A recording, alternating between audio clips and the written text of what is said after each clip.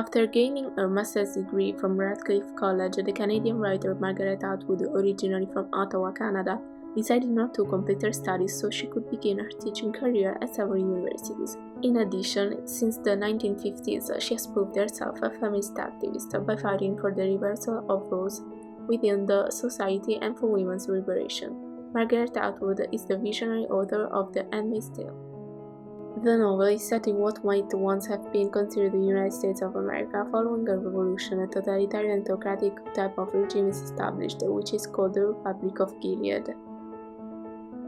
The society and the people living in it are divided into categories such as commanders, wives, martas, aides, aunts, and finally handmaids.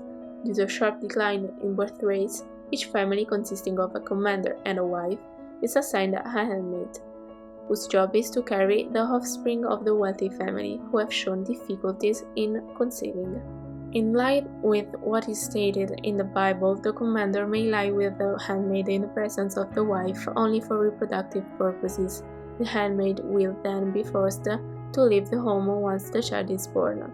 The new society that has been formed is patriarchal in nature and restricts any kind of freedom that goes granted to a woman in any democracy. In fact, women are not allowed to leave the house except to go shopping, and still they need to be escorted by a companion who acts as a spy. The film adaptation of The Handmaid's Tale almost completely mirrors the plot of the book. The screenwriter had in fact the opportunity to work closely with the author, a fact that allowed him to make changes regarding some characters. In the case of the protagonist herself, the TV series, it highlights the character type difference between the Offred of the past and the one of the Gilead regime, also thanks to the introduction of the actual name June.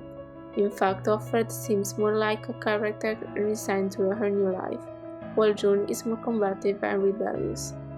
The reasons for this are obviously practical, since in the flashback depiction, one could not have had a character without a name. The character's conflictuality is even more evident in the TV series. The Offred who relates to the regime seems almost to want to submit and adapt to the rules, while the one in the inner monologues is rebellious. The regime also underwent changes. In the book, an ethnic cleansing in the wake of what had been done by the Nazis is described, while, as it is evident from the filming images, characters of Black and Asian origin are also present to place more emphasis on the repression and attempted treatment of homosexuality. It is also necessary to point out the substantial difference between the two protagonists, Offred and Serena Joy. The latter in the novel is described as an older woman, while in the TV series, she is a contemporary of Offred, increasing the conflict between them. Another crucial character in the novel, and who instead seems to have disappeared in the TV series, is June's mother, an activist who fought for women's rights. With the agreement with the writer, the screenwriter preferred to transfer many characteristics of this character into June.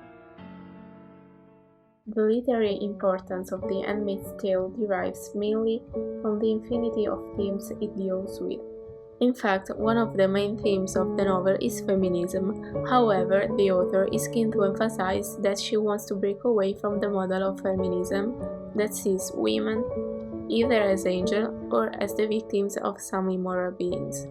The feminism Atwood thoughts about in the novel is sui generis. The control of women and children is in fact very often featured in historical events. Rather, hers is an analysis of how politics and power can shape the behavior and thinking of people at will within the totalitarian regime. The society described always remains pyramidal in order, and from the apex to the base we always find both men and women. The only difference between the two sexes being that women, regardless of their rank, will always be subservient to men. Another of the main themes addressed by the author is religion. As described by the book and even more evident in the images in the film, it is possible to understand the rank of each member of Gilead society through the clothes they wear. There is a constant in them, indeed, austerity and modesty that are derived from Western religious iconography. Red is the color of the clothes worn by the handmaids, symbolizing the color of the blood of childbirth as well as of Mary Magdalene. Red is also the color related to sin, since the handmaids, by lying with the commanders, sin adultery. Blue, on the other hand, is the color assigned to the wives, as an emblem of purity and the Virgin Mary. Finally, a special mention goes to the veils worn by the handmaids, which are inspired by Victorian costumes and nuns' dresses. Moreover, on a superficial reading, it might almost appear that the book is anti-religious or otherwise raging against a particular creed, but this is not the case at all. Her novel does not aim to denounce any kind of religious belief. It is actually far from it. On the contrary, this one stands against all those who use religion to gain power and manipulate the minds of the weak. Many theocrats have regarded themselves as kind of part of the population that has been elected by God for salvation. By virtue of this principle, they believe that whatever action they take, although they may harm even some people, are legitimate or otherwise justified. However, the real reasons for interest in this novel are related to the last of the main themes, which is the theme of time.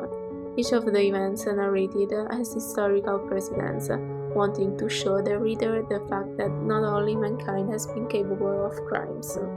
The author also wants to point out the fact that although these have happened once before, this is no guarantee that they cannot happen again. Past, present, and future tend to overlap, thus making the author's conception of history at times enigmatic. Take as an example the future of Gilead, which seems almost to be a throwback to Puritan America, where sexual relations have procreation as their only purpose. Those accused of witchcraft would be hanged, and language is still heavily influenced by censorship. So the reader is automatically led to support the writer's main thesis, namely, if one cannot depend on the time that might be the reality in which one lives, one should therefore not believe either historians or history per se.